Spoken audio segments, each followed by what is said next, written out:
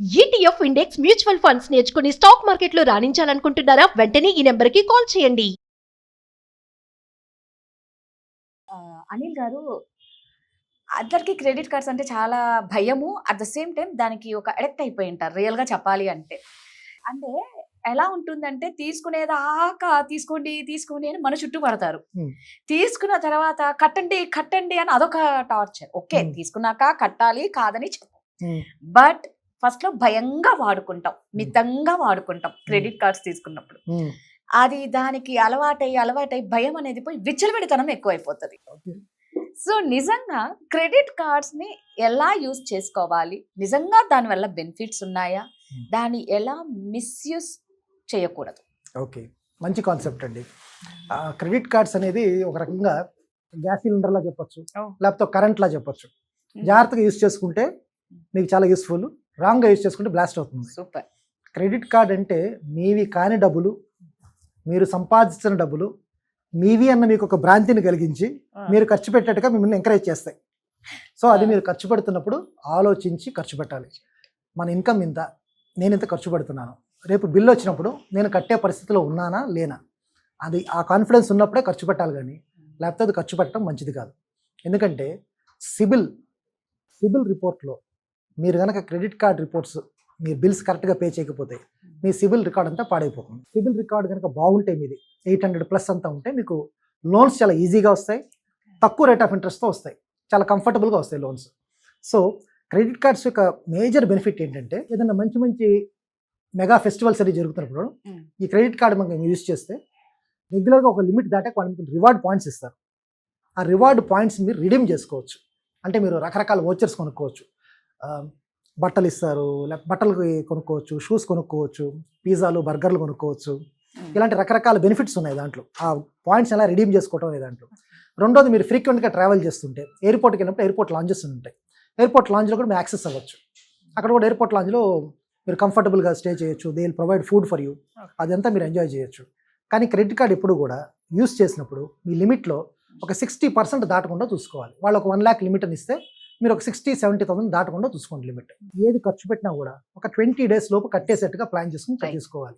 లేకపోతే అక్కడ revolving interest విపరీతంగా పడి 30-35% ఇంట్రెస్ట్ అంతా కట్టాల్సి వస్తుంది. అది వాళ్ళు మీకు కాల్ చేస్తున్నారు, మీరు ఇబ్బంది పడతారు. వాళ్ళు కాల్ చేస్తారంటే అది కాల్ చేయడం వాళ్ళ డ్యూటీ. అది పబ్లిక్ మనీ, అది వాళ్ళ సొంత డబ్బులు కూడా కాదు. పబ్లిక్ నుంచి తీసుకున్న డబ్బుల్ని మీ రూపంలో ఇచ్చి బిజినెస్ చేయడం అనేది వాళ్ళ డ్యూటీ. అది వాళ్ళ డ్యూటీ వాళ్ళు చేస్తున్నారు.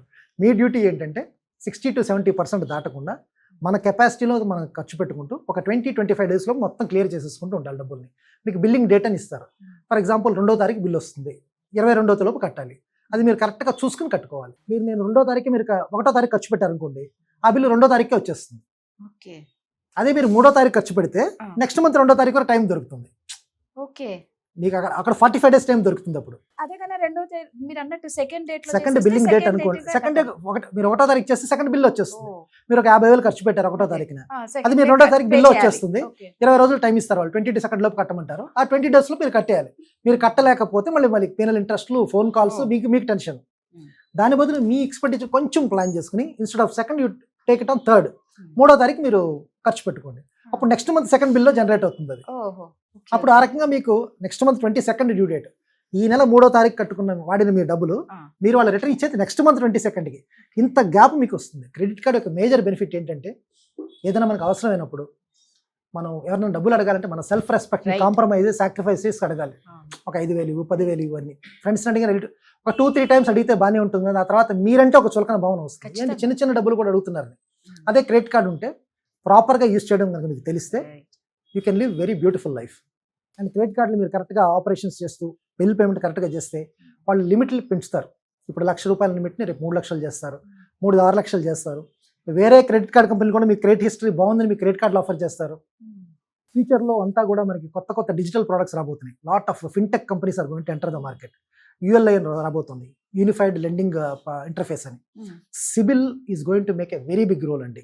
అందుకే మీ సిబిల్, మీ షుగర్, బీపీ అంటే ఎంత ఇంపార్టెంటో సిబిల్ కూడా అంత ఇంపార్టెంట్గా మీరు చూసుకుంటే. ఎందుకంటే మీ ఫైనాన్షియల్ వెల్ బీయింగ్, మనీయే కదా, లైఫ్ అంతా రొటేట్ అయ్యేది మనీనే. ఎంత కష్టపడి మనుషులు పనిచేస్తుంది కూడా డబ్బులు. ఆ డబ్బులు ఉంటే ఫ్యామిలీకి మంచి లైఫ్ స్టైల్ ఇవ్వచ్చు, పిల్లలకు మంచి చదువులు, మన రిటైర్మెంట్, ఒక హాలిడేస్, ఇంటికి ఒక మంచి టీవీ, మంచి డైనింగ్ టేబుల్, ఇవన్నిటికీ మూలం డబ్బే. డబ్బు జాగ్రత్తగా ఉండాలంటే మనం క్రెడిట్ హిస్టరీ కూడా కరెక్ట్గా ఉండాలి.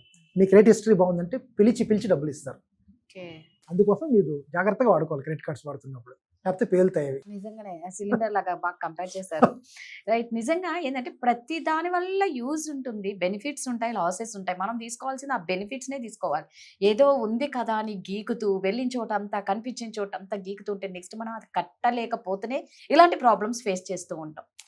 అది ఎలా వాడుకోవడం అనేది ఒక స్మార్ట్ గా ఆలోచించి దాన్ని వాడుకుంటే మాత్రం అది మీకు ఒక ఫ్యామిలీ మెంబర్ అయిపోతుందేమో. Very true. మీ అవసరానికి ఖచ్చితంగా ఉపయోగపడేది. కరెక్ట్. అవసరానికి ఖచ్చితంగా ఫ్రెండ్ ఉపయోగపడుతుంది. In need is a friend indeed అంటారు కదా, credit card is a friend in need అవుతుంది మీకు. చూడండి, నిజంగా మనం భయపడుతూ ఉంటాం క్రెడిట్ కార్డ్ అని. చాలా మంది ఏంటంటే ఇన్ని కార్డ్స్ పెట్టుకొని తిరుగుతూ ఉంటారండి. అదైతే ఇంకా ఇంకోటి, ఆ కార్డులు ఎవరు పడితే వాళ్ళకి ఇవ్వకండి. ఆ, ఆ కార్డుల మీద వాళ్ళు స్పెండ్ చేసి వాళ్ళు కట్టకపోతే మీ రికార్డు పాడవుతుంది. రికవరీకి మీ ఇంటికే వస్తారు, వాళ్ళ ఇంటికి వెళ్ళరు. కరెక్టే కదా. ఎందుకంటే రికార్డు అంతా మీ పేరు మీద ఉంది. సో క్రెడిట్ కార్డులు దయచేసి ఎవరికి ఇవ్వద్దు, మీ పిన్నులు ఎవరికి షేర్ చేయొద్దు. ఏ బ్యాంక్ వాళ్ళు కానీ ఎవరు కానీ మీకు కాల్ చేసి మీది కాన్ఫిడెన్షియల్ ఇన్ఫర్మేషన్ ఏది అడగరు. మీ డేట్ ఆఫ్ బర్త్లు, మీ పిన్నులు చెప్పండి, మదర్స్ నేమ్, ఇవి ఎవ్వరు అడగరు. ఫోన్లు వచ్చినా కూడా మీరు అలాంటి వాటికి రెస్పాండ్ అవ్వకూడదు. చాలా రకాలైన డిజిటల్ ఫ్రాడ్స్ జరుగుతున్నాయి. సో చాలా జాగ్రత్తగా ఉండాలి. మీరు ఆపరేషన్ చేస్తున్నప్పుడు ఎక్కడికి వెళ్ళినా కూడా, ఏటీఎం మిషన్స్లోకి వెళ్ళినా ఎక్కడికి వెళ్ళినా చుట్టుపక్కల ఉన్నారో లేదో చూసుకుని, మీరు పిన్ కొడుతున్నప్పుడు పక్క నుంచి ఎవరన్నా చూస్తున్నారు అబ్జర్వ్ చేసి కొంచెం హుషారుగా ఉండాలి. డబ్బుల విషయంలో కూడా చాలా కేర్ఫుల్గా ఉండాలి. సూపర్. నిజంగా అండి, ఇదైతే కరెక్ట్. ఏంటంటే చాలా మంది మనం మొన్న కూడా రీసెంట్ గా ఒక వీడియో చూసాము.